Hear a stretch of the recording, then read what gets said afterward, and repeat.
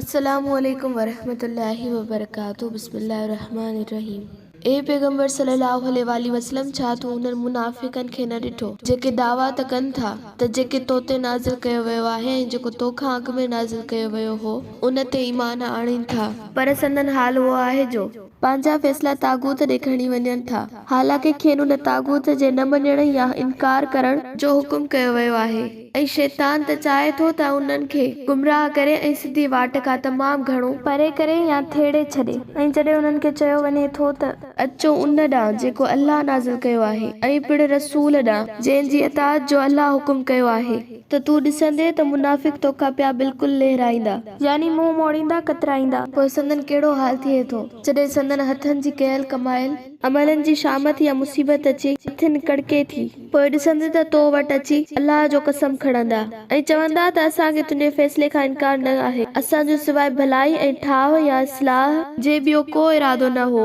अहिड़नि मुनाफ़िकनि जे दिलनि में जेको कुझु आहे सो अल्लाह खूब ॼाणे थो। तंहिं करे ए मोहम्मद सल्लल्लाहु अलैहि वसल्लम, तूं उन्हनि जी ॻाल्हियुनि खां मुंहुं मोड़ ऐं दरगुज़र कर ऐं खेनि नसीहत कंदो रह ऐं खेनि संदन दिलनि ते गहरे असर करण वारा कौल ऐं सुहिणा सुखन चओ ऐं ॿुधाइनि त असां जेको बि रसूल मोकिलियो सो फ़क़ति उन लाइ त अल्लाह जे हुकुम सां संदसि पैरवी कई वञे। पोइ जंहिं वक़्तु उन्हनि पाण ते ज़ुल्म कयो यानी रसूल जी नाफ़रमानी कई, तॾहिं जेकॾहिं तो वटि अचनि हा ऐं अल्लाह खां बख़्शिश घुरनि हा ऐं अल्लाह जो रसूल बि उन्हनि लाइ बख़्शिश तलब करे हा, त अल्लाह खे यकीनन तौबा क़बूल कंदड़ ऐं निहायती मेहरबान ऐं रहम करण वारो पाईनि हा। न ए मोहम्मद सल्लल्लाहु अलैहि वसल्लम, तुंहिंजे रब जो कसम त उहे कॾहिं बि मोमिन नथा थी सघनि तेसीं ताईं पंहिंजनि समूरनि इख़्तिलाफ़नि ऐं झगड़नि में तोखे फ़ैसिलो करण वारो न मञीनि, यानी हाकिम करे मञीनि ऐं अमीन सम्झनि, ऐं न रुगो उहो बल्कि जेको तूं फ़ैसिलो करी उन ते पंहिंजनि दिलनि में बि को बार या तंगी महसूस न कनि ऐं तुंहिंजे फ़ैसिलनि खे ख़ुशी सां क़बूल कनि। ऐं जेकॾहिं असीं वाकई उन्हनि ते उहो फ़र्ज़ या लाज़िम करियूं हा त